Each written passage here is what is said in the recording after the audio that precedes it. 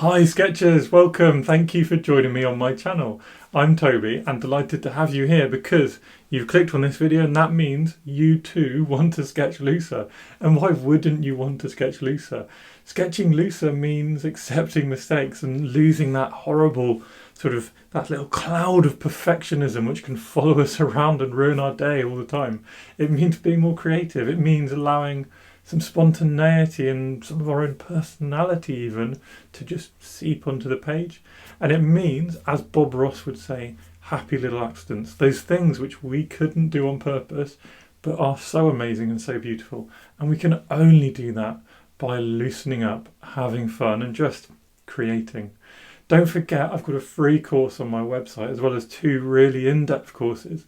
So check out the description below, and you'll find a link to sketchloose.co.uk. Check it out. I might see you over there, but let's explore that subject of loose sketching, the way that we all want to just be more creative, have more fun. Let's see what we can do in today's video. So when you're sketching loosely, the first tip is don't overthink. So ink it, don't think it. Just let your line flow like a little rebellious river, or let your line take a wander. Remember that the mistakes which will happen, those mistakes are happy little accidents. If we just let them happen, if we work with them rather than against them, and if we just allow ourselves to express ourselves on the page, suddenly what we'll get is something so much more interesting, so much more spontaneous and beautiful. So with this tip, you can release those shackles of perfectionism which tie you down, and you can just go out and enjoy sketching anything. Loose, wobbly lines to produce big buildings, to produce small houses, to sketch people, to sketch sprawling landscapes. You can do it. It might not be perfect, but it will be fun if you just stop thinking so hard. Now you've got your loose lines on the page, we've got tip number 2. Get wet, get wild, have some fun with watercolours. Watercolours are this amazing medium. They are so unique and they just want to do their own thing. So let them flow. All we need to do is get a bit splashy with our colours. Don't overdo it, but let them move around and flow and seep and see what happens. You know, there's these things we like to avoid, like cauliflowers and blooms you might have heard of, scary things. But actually, in my style, I try and get them because they're amazing. They are absolutely beautiful, wonderful effects which can only be achieved through loose sketching. So basically, do not be afraid to experiment. Change your brush, use more water, change your colours, and see what happens on the page when you let your colours flow and dance like nobody's watching. Tip number 3 is negative space. Negative space is the unsung superhero of sketching. Instead of filling our page, what we do is we focus on those shapes around an object. And by doing that, we leave some bright white on the page. We leave negative space, which draws the eye or sometimes pushes the eye away, but it certainly creates an interesting and brave focal point. It's very tempting to fill the page, but perhaps just experiment with doing less. See what doing less suddenly does to your mind and your art. And you'll find, actually, negative space isn't something to fear. It's not lazy. It's amazing.